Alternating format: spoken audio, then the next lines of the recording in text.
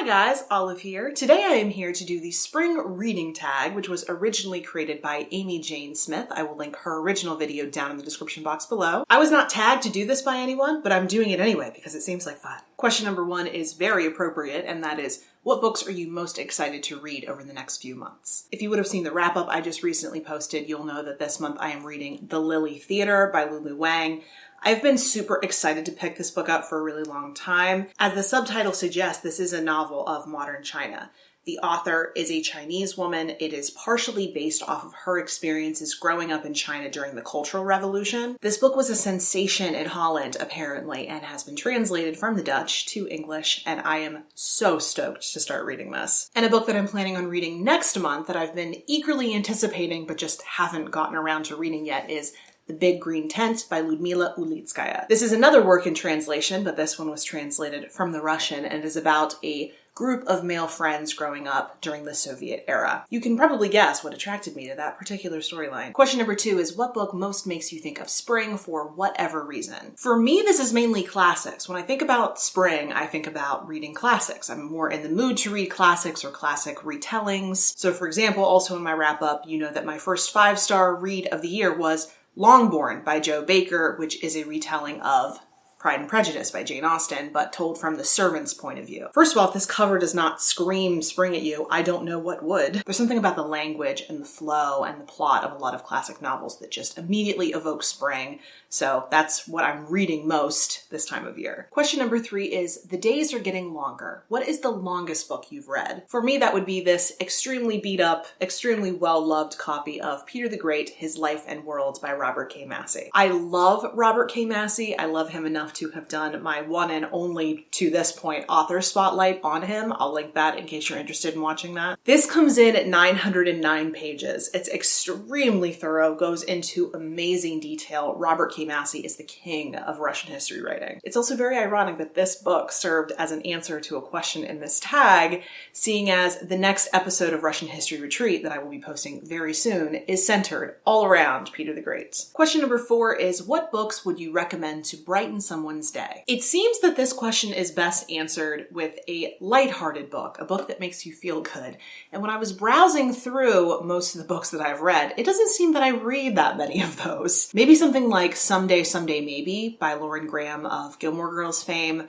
I really did enjoy that. Very lighthearted, very easy to work your way through. Makes you feel good, certainly. Or if you want something more on the funny side, then something like Where'd You Go, Bernadette by Maria Semple, which was absolutely hilarious. That one does have darker elements, but I do think the funny aspects work to balance that out. Question number 5 is, spring brings new life in nature. Think of a book that doesn't exist, but you wish it did. I think this question can be interpreted in one of a few ways. Since I am not someone who can just out of the blue come up with a concept for a novel that doesn't exist, I am not that creative, I'm going to go with a book that has been rumored to exist by an author that I love, and that is a potential new book by Erin Morgenstern, who wrote The Night Circus. She has talked publicly on social media about the fact that she's been writing something new. I know she participated in NaNoWriMo, and she completed the NaNoWriMo challenge, but she did say that what she came up with is not yet novel shaped. So I'm thinking it's going to be some time before we get any kind of a new release from her, but I am eagerly anticipating it. Question number 6 is, spring is also a time of growth. How has your reading changed over the years? If you know anything about me from watching my channel so far, you'll know that I was a big reader as a child, but I fell out of reading in high school and college because I was doing a large amount of reading for school. It kind of stopped being fun for me for a while. But after I got out of college, I did obviously get back into reading. That would be the main way that I think my reading changed over the years. But more recently, ever since I've become a part of BookTube, I'm reading more widely than ever before, even though that has always been something that I've done. It's even more so now. I read from just about every genre, and I'm reading more and more than I ever have. I remember back in like 2013 or 2014, I struggled to read like 30 books a year, and so far this year I've read like in the high 20s. Even when I first started this channel, I was reading about 4 books a month. And now if I'm not reading at least 6, I feel like it's not a good reading month. Question number 7 is, we're a few months into the year. How's your reading going? In terms of quantity, things are going well. I'm on track for my Goodreads challenge. Like I said, I've read quite a few books so far this year. But in terms of quality, things could be better. I only just read my first 5-star book of the year at the end of March, which is quite a long way into the year to have to wait to read something that is blowing you away. Not to say I haven't read things that I've enjoyed, but I've read far too many things so far that I have not, that I felt like I wasted my time with. I will say that I am optimistic going forward. I do have a lot of books planned out for myself over the next few months that I am really excited for, that I have a lot of confidence that I will love. So here's hoping. And finally, do you have any plans that you are looking forward to over the next few months? And I actually do. I have really been looking forward to April.